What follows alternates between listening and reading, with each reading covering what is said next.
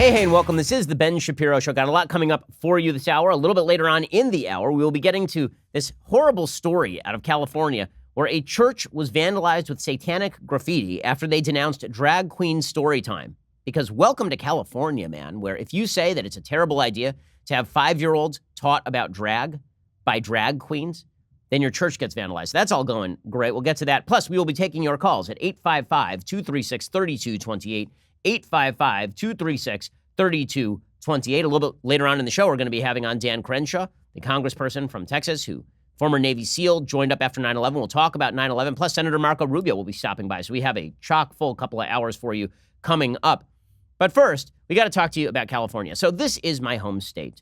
And the weather here is great. I mean, that's pretty much all I got to say in its favor, is that the weather's great. Now, it used to be a pretty nice place to live. It used to be pretty clean. It used to be somewhat well run if the taxes were extremely high. Well, now it's basically just turned into Mad Max. Now you just walk around on the streets and everybody is a character from Cormac McCarthy's The Road. Everybody is pushing around shopping carts piled high with garbage. There's feces and open needles on the corners. And the local government refuses to do anything about it, anything. Instead, they are focused on bigger questions like whether to restrict Uber and Lyft and how to prevent children who act badly from being suspended from classrooms. Well, all of this has prompted President Trump to now discuss a major crackdown on homeless camps in California, which, I mean, if the locals won't do it, then I don't see why Trump is wrong here. Now, I will say that on a federal state level, I do not understand why this is a federal issue. It's not. I do not think that the federal government ought to be involved in cleaning up the streets of Los Angeles. This is a state issue.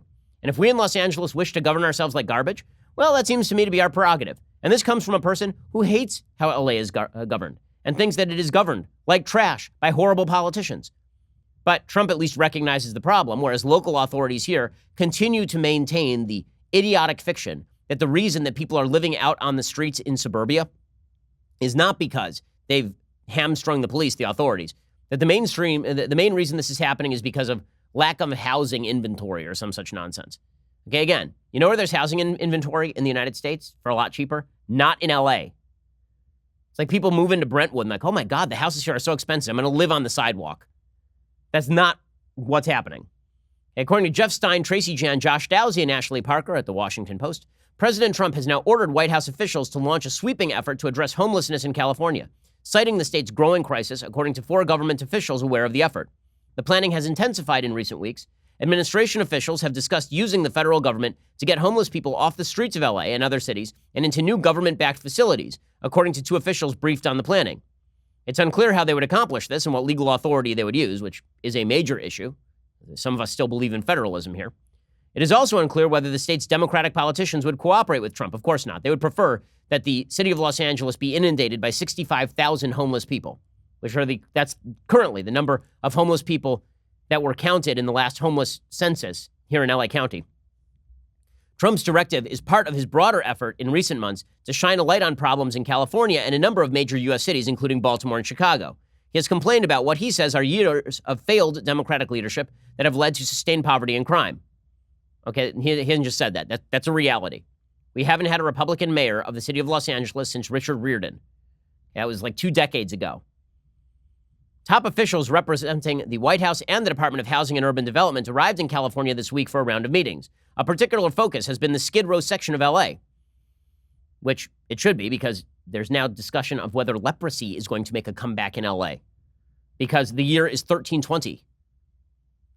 The president is directly involved with the initiative, officials said, and has asked for updates. Officials representing the Justice Department were also part of the tour.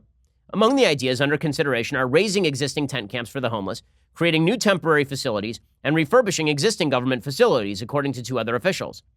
The officials spoke on the condition of anonymity because the planning hasn't been publicly revealed. The changes would attempt to give the federal government a larger role in supervising housing and health care for residents. Now, again, I don't think that the federal government should be involved in any of this. I think this is a local government problem. And if the residents of LA wish to keep voting for morons, I suppose that is our priority. But Trump is right on the policy, of course. City officials gave a tour of the Jordan Downs housing project in LA on Tuesday to a team that included federal officials from Veterans Affairs, the EPA, the Domestic Policy Council, the Justice Department, and Housing and Urban Development, according to Branimir Kvartuk, a spokesman for City Council member Joe Busciano. About 6 city staffers and 6 feds were on that tour. A White House spokesman said Trump signed an executive order in June that pertained to affordable housing regulations and that the administration is continuing to seek new solutions for homelessness. Again, they're missing the central problem here. It is not that there is a lack of affordable housing. It is that the vast majority of people living on California's streets are not people who are temporarily living there simply because of economic circumstance. There are a lot of people living on California's streets because they are drug addicts and mentally ill. Housing experts say homelessness in California has risen alongside housing and rental prices. But this, of course, is somewhat missing the point because housing and rental prices have been increasing thanks to huge regulatory burdens placed by the left, and also because the economy in California has been good. You know when housing and rental prices go up? When the economy is good. You know when they go down? When the economy is bad. Representative Ro Khanna of California criticized Trump's push, saying, yet again, this is bravado for Trump's base with no interest in the actual policy experts' recommendations to solve an issue. Okay, every Democratic city in America that is major has been experiencing similar problems, from Seattle to Portland to Austin to LA. Mayor Garcetti confirmed in a statement on Tuesday his staff gave the Trump administration officials a tour of a number of public housing projects and shelters in the city. California's homelessness crisis has intensified. The number of families either sleeping on the streets or lacking adequate housing has skyrocketed for most major California cities, climbing at least 25% over the past several years, said David Garcia, policy director at the Turner Center for Housing Innovation at UC Berkeley. Okay, well, I have a serious question.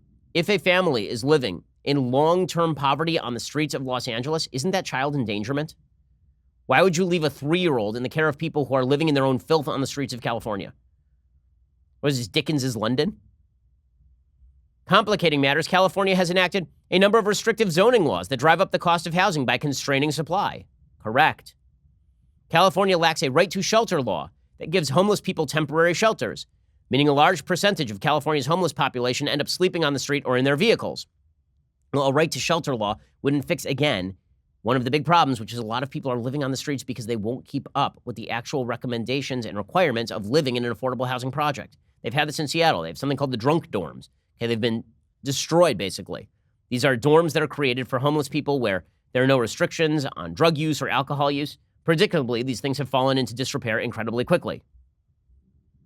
The only way to solve the homelessness problem is, first, to ensure a strong economy, second, to remove regulations to building, and third, to actually police people sleeping on the streets. That is not an acceptable solution. If you're a drug addict, you should be given a choice. Either you will go to a dry-out facility, you'll go to drug rehab, and yes, the state will help cover some of that, or you will go to jail.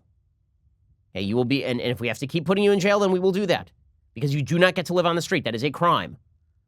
And if you decide that if you're mentally ill and you can't take care of yourself, and I swear, there is nothing that is more ridiculous than people declaring themselves humane on the basis of a paranoid schizophrenic on the corner shouting to himself while he lives in his own filth. And I say that person should be put in some sort of mental facility so we can take care of them. And the ACLU says, no, you can't do that. That person has a right to live in their own filth and shout about how the radio is about to attack them. Nothing says compassion quite like leaving a deeply mentally ill person on the street to threaten themselves and others. Nothing says that. That just super compassionate, guys. Well done. Well done. Okay, so what is California actually focusing on? Well, they're not focusing on, the tens of thousands of people living on the street in their own filth. Well, good news, they're cracking down on Uber and Lyft to make sure that people who are seeking, temporary employment to bridge gaps between jobs can't work. So that's exciting. We definitely have to make it much harder to find part-time work, which is what Uber and Lyft are for a huge number of people. According to Kate Conger and Noam Scheiber over at the New York Times, California legislators have now approved a landmark bill on Tuesday that requires companies like Uber and Lyft to treat contract workers as employees, a move that could reshape the gig economy and adds fuel to a years-long debate over whether the nature of work has become too insecure. I love that sort of editorial phrasing from the New York Times.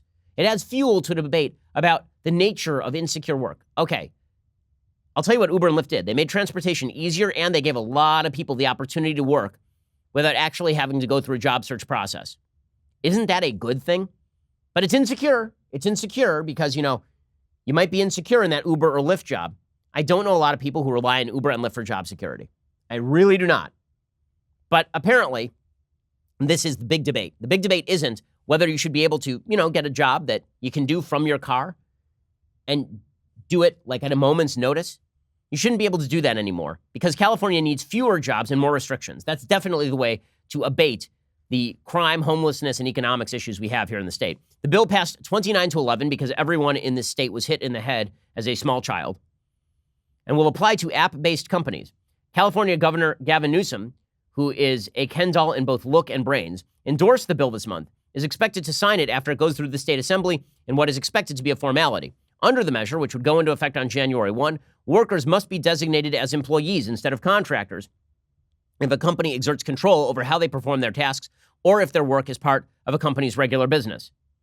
Now, again, that is really ridiculous. I mean, it's ridiculous because, let's say eBay, okay? eBay makes money on transactions. Does this mean that everybody who posts a transaction on eBay or buys a product through eBay is an eBay employee? Basically, this is how the entire web works. But apparently now you're an employee of eBay if you sell a product through eBay.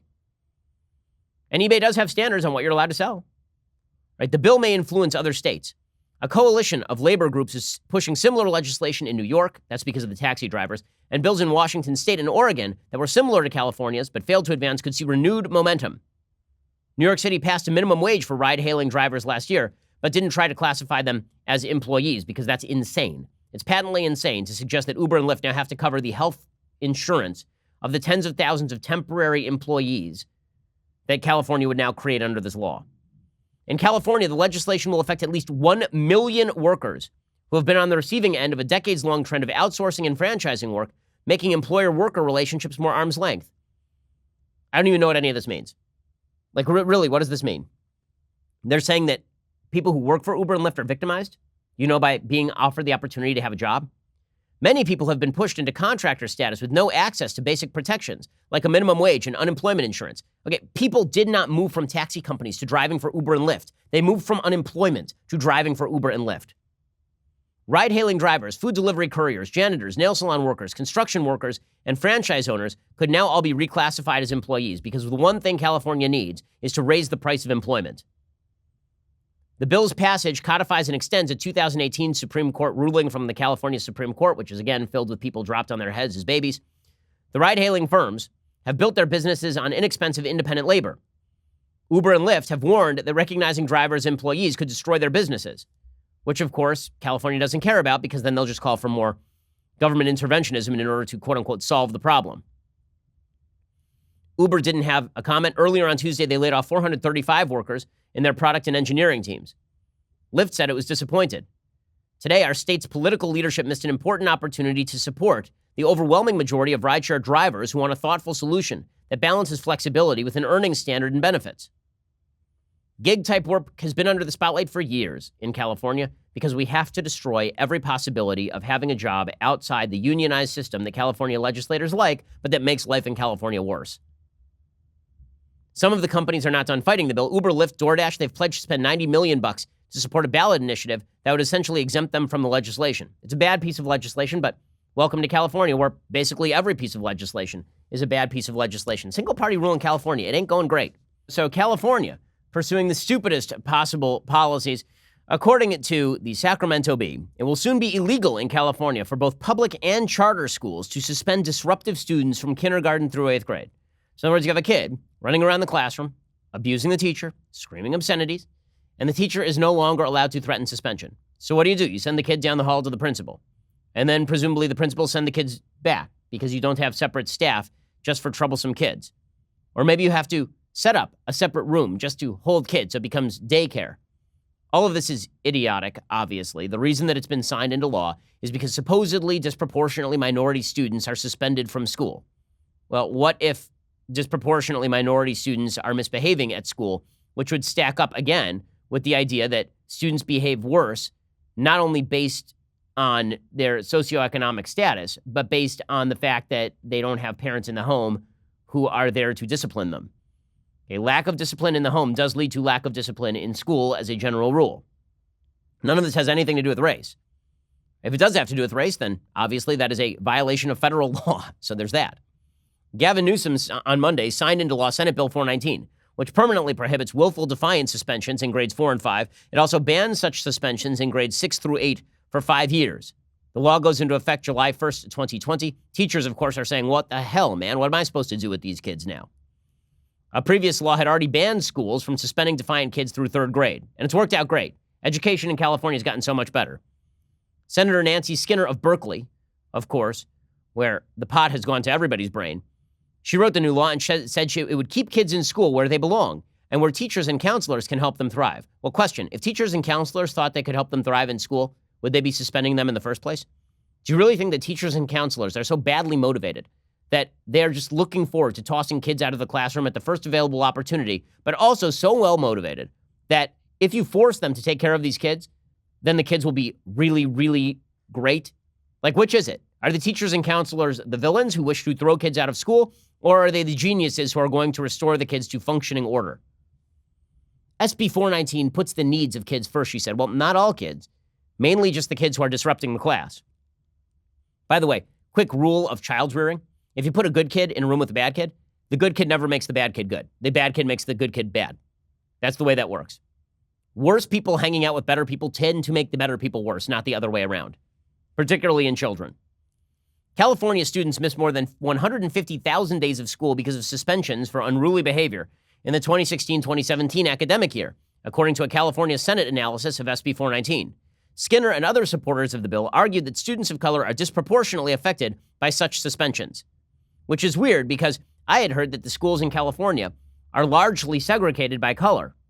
Not de jure, but de facto. De jure means by law, de facto meaning in fact. Well, if that's the case, then presumably there are a lot of minority kids in the same classes where certain minority kids are being suspended. Skinner said SB 419 may be one of the best ways to disrupt the school-to-prison pipeline. So you're not going to deal with the underlying problem of child behavior. You're just going to force the schools to keep them there, and somehow this will stop the school-to-prison pipeline, somehow. SB 419 was also praised by civil rights activist Dolores Huerta, who said in a statement, quote, "I strongly believe that SB 419 will bring justice to California youth by eliminating suspensions for disruption and defiance, putting an end to discriminatory discipline policies, and instituting restorative justice practices."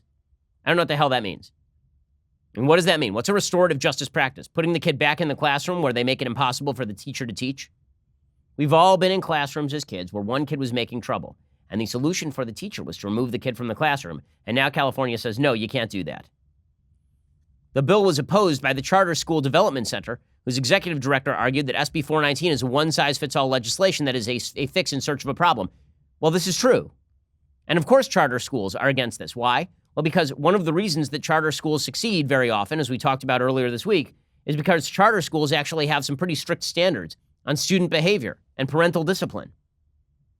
I mean, there are underlying problems, serious underlying problems that are affecting our educational system that have nothing to do with the schools or the amount of money that we are spending on kids, and have much more to do with parents in the home and lack of parents in the home and disciplinary standards in the home and pretending that you have solved the problem by forcing teachers to just, quote unquote, deal with it when kids disrupt classrooms on a regular basis is asinine.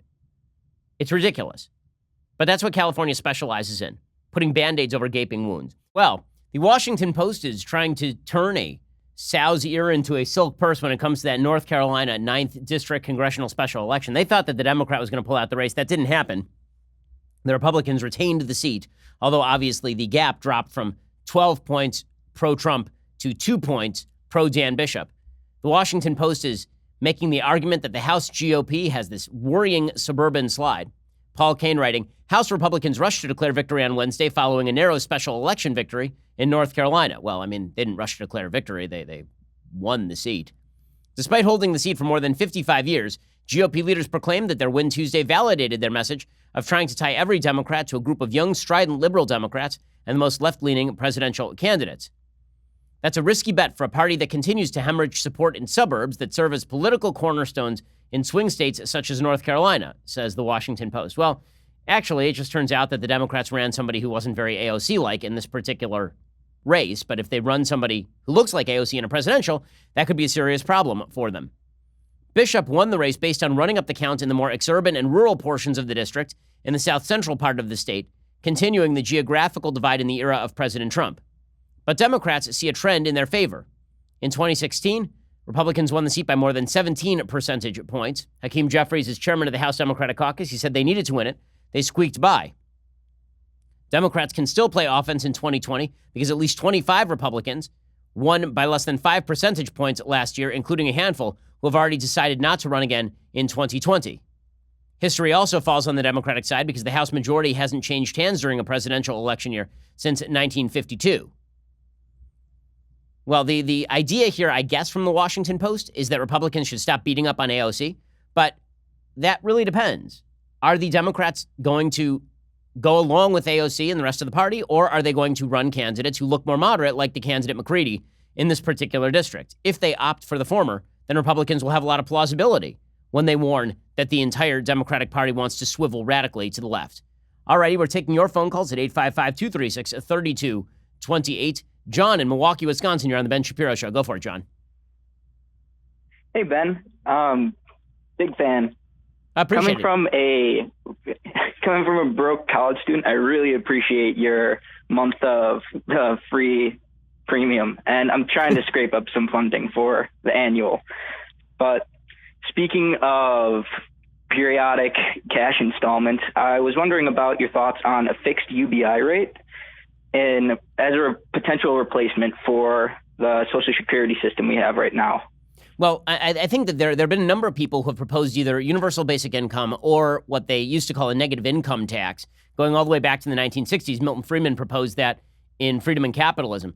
And the problem with those proposals is, does it kill the incentive to work, and is it enough money to actually live on? So the question is always where you set the number and how does it not become a political football. So right now, for example, Andrew Yang has proposed that everybody get $1,000 a month. Well, obviously you can't live on $1,000 a month. And pretty soon they're going to have a Democrat who just comes along and says, okay, let's make it $2,000 a month so that we can increase living standards. Well, this, of course, results in a certain amount of inflation because obviously when you drop just helicopter cash on people, prices tend to go up.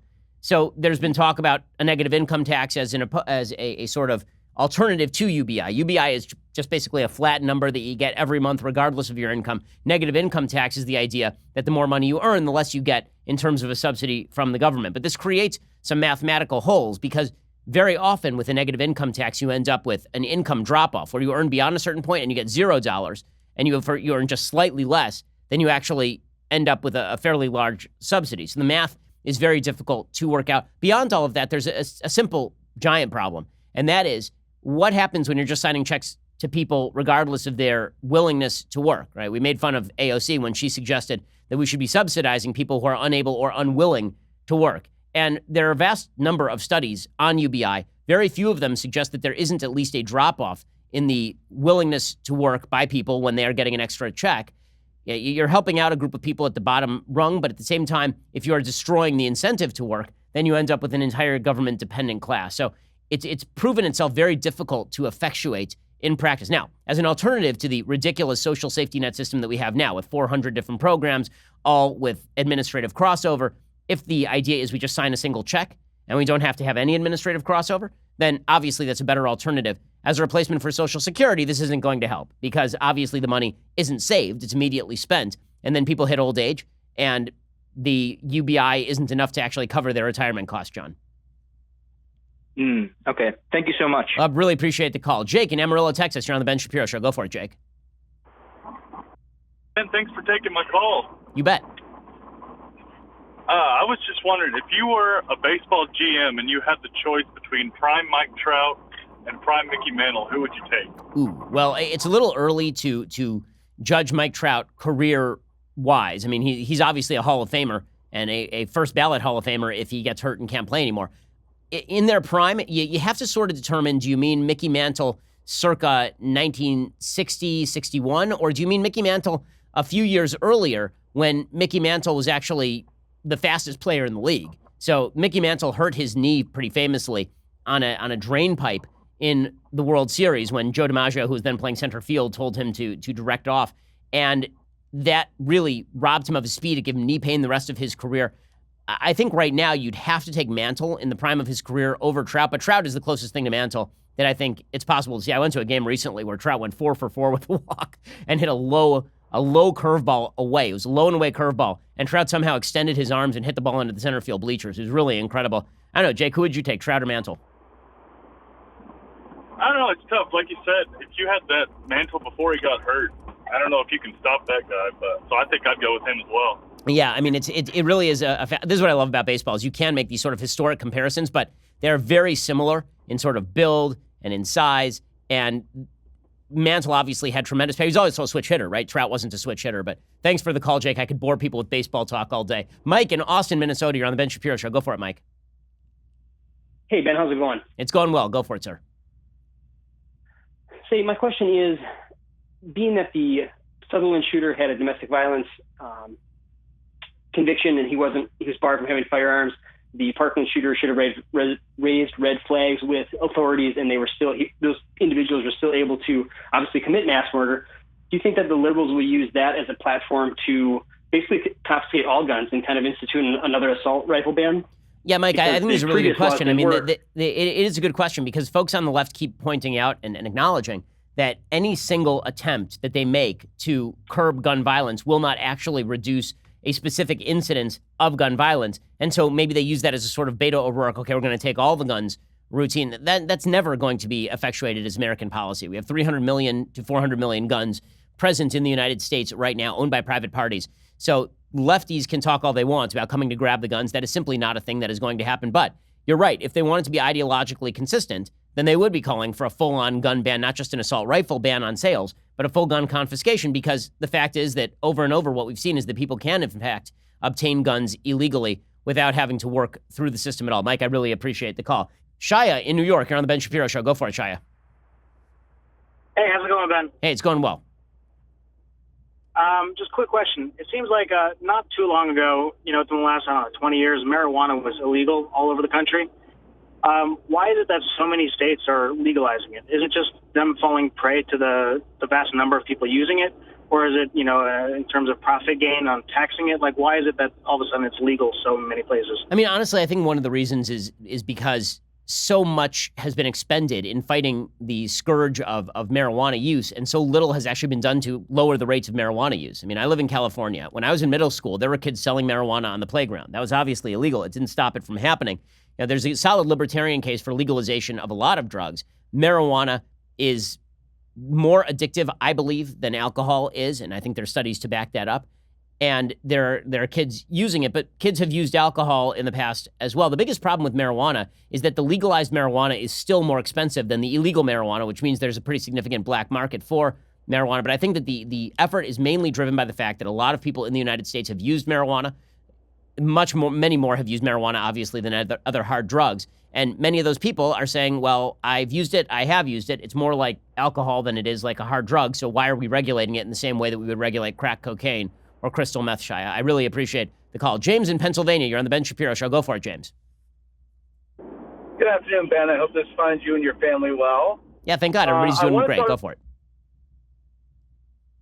But I want to tell you about the Uber situation. Please. Because I've worked for them for part-time for 3 years. And I will tell you what's happening in California isn't as much government overreach. It's consequences for the business practices of Uber and Lyft when it comes to the way they treated their drivers. Okay, what do you mean by that? What they did, especially over the last 3 years, they have substantially cut the rates that they charge the riders, thereby drivers don't make as much money, but they also increased the percentages that they kept of the fares for themselves. So James, what they've done is they took on no extra risk for themselves. The risk is still all on the driver, but they've just decided to take more and more money. So James, let me ask you a question. Can I ask you a quick question, James? So I appreciate your experience with these companies. I obviously haven't driven for them.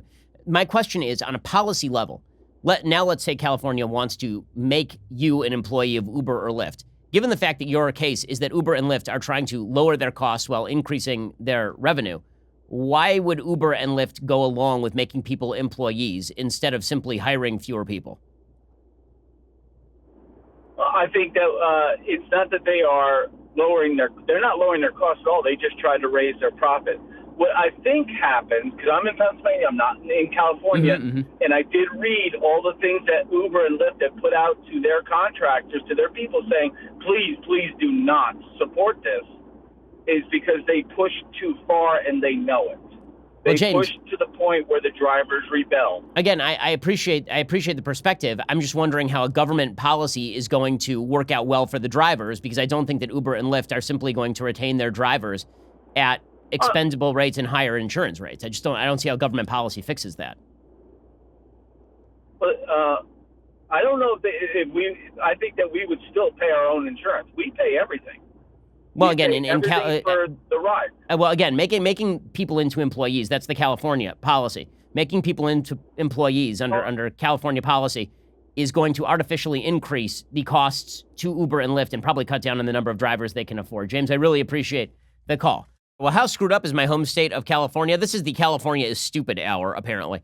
How bad is my home state? According to Julio Rosas, reporting for the Washington Examiner, a church was now vandalized with satanic graffiti. Why? Because they denounced drag queen story time with children. So first of all, I don't know which parent would believe that it's a great idea to take your kids and bring them to drag queen story time. Who takes a 4 or 5 year old and like, you know what you need? You need a fully grown man, a sexualized fully grown man dressed in a lady's outfit teaching you about cross-dressing. And it won't confuse you at all. It won't make you feel weird in any way. It has nothing to do with sexualization of messages that you're bringing to children. It's just a fully grown dude wearing a drag and mincing about. Yes, great parenting skills, everyone. Well done. You have certainly protected the innocence of your children. Now, police are investigating if a church in San Diego metropolitan area was the victim of a hate crime when vulgar satanic graffiti was spray painted on the building. The vandalism took place at about 3 a.m. on Sunday when 2 people with backpacks and spray cans were seen on surveillance video getting out of a car and lingering around South Bay Pentecostal Church. The church's executive pastor, Amador Huizar, told NBC7 he thinks the church was targeted with satanic symbols because of its recent public opposition to an event at a local public library where drag queens read books to children. Because again, why the hell would you need drag queens to read books to children? How about like an adult who is not dressed in the garb of the opposite sex, like a stripper? How about that? Huizar said, "We've stood up the last several weeks to share our concern regarding the upcoming drag queen story hour. We feel that maybe perhaps those two are connected." Police say there's no evidence to support Huizar's theory thus far, but South Bay Alliance, the group that hosted Drag Queen Storytime, condemned the vandalism. They said it has no place in any political dialogue. I sincerely hope it was not in response to their position on the story time, but if it was, it's extremely inappropriate. Well, at least that. At least that. Yeah, the culture might be broken out here. Meanwhile, Joe Biden, in a new poll, has now dropped down to even with Elizabeth Warren, and this is causing people to lose their ever-loving minds. According to this new Economist YouGov poll, Warren is now tied with Joe Biden. This is the first poll that has her even with Joe Biden. Biden has had only a few close calls in previous polls, according to The Week, but Warren's 2020 rise has seemingly been eating away at his support as well as Bernie Sanders's. In a late August poll from Monmouth University, Sanders and Warren topped the pool with 20% support. Biden was just behind at 19%. In this Economist YouGov poll, Biden is back up, but so is Warren, leaving Sanders a full 10 points behind at 16%. Meanwhile, Kamala Harris in this poll is all the way down at 6%, so she's toast. And Beto O'Rourke is now at 1%, so he's a 1%er. Now, it is important here to note that this Economist YouGov poll is an outlier, and it has been an outlier for months. On September 3rd, they had a poll that had Warren back just 4, back of Biden. They had an August 27th poll that had Warren back just 4. They had an August 20th poll that had Warren back just 4. They had an 8/13 poll that had her down just 3. That's a consistent outlier from the other polling data at the moment. The other polling data still has Biden with a wide national lead, although in the state polling, it's a lot less certain. The national polling right now has Biden up still 11 points. In New Hampshire, he's up just 2 in the latest Real Clear Politics poll average. Right now, in the betting odds, Warren is winning. So the smart money right now is on Elizabeth Warren, at least in the betting odds. They've got her up 35 to 26 in the betting odds over Biden, with Sanders just 15%. But with that said, the press that Warren is getting is obviously spiking her numbers. And it helps when people like Jim Cramer go on national TV and then say that Wall Street executives are privately telling him that Warren has to be stopped. That, of course, is her entire campaign. She's looking to eat up Bernie Sanders' support, and Bernie's entire base of support is Wall Street is terrible. Let's jump in and stop Wall Street right this very instant. Kramer apparently told his co-hosts David Faber and Dominic Chu the Wall Street executives are quaking in their boots at the prospect of a Warren presidency. He said, I still wonder what it's like to have no CEO about Wells Fargo. He said, in the end, I know Elizabeth Warren, don't listen, I favor CEOs. He said, how is it possible this company can't find a CEO? Are they worried about Elizabeth Warren attacking? He says, it's a suboptimal situation for the banks if Elizabeth Warren becomes president. He said, when you get off the desk and you talk to executives, they're more fearful of her winning. He said, look, she's got to be stopped. She's got to be stopped. I mean, now, this is something that is attractive to voters. You know, the shouting and screaming about how we need to stop Elizabeth Warren from Wall Street, and Wall Street's terrible, and Elizabeth Warren is good. There's only one problem. Do you like that 401k at all? You really fond of that 401k? Do you like that the stock market is up right now? You can't have it both ways. It turns out that the people who run those companies you're invested in don't like Elizabeth Warren. And if Elizabeth Warren is elected, you will see the stock market drop.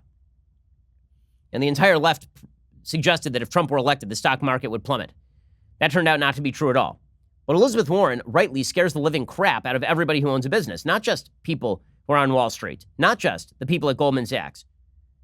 You know, we run a business here at Daily Wire. Elizabeth Warren's presidency scares me because I do not think she will be good for the economy. I think she is focused in on heavy taxation. She's focused in on heavy regulation. She wants to, quote unquote, break up the banks, making it harder to get a loan. She wants government subsidies for everything. And right now, this is attractive in the Democratic primaries, but on a broad level, is it going to be attractive to the American people that she wants to sink the economy and shout about CEOs? I have serious, serious doubts. Alrighty, coming up, we are going to talk about 9/11, the message of 9/11, and the ouster of John Bolton. What does that mean for the future of American foreign policy? You're listening to The Ben Shapiro Show.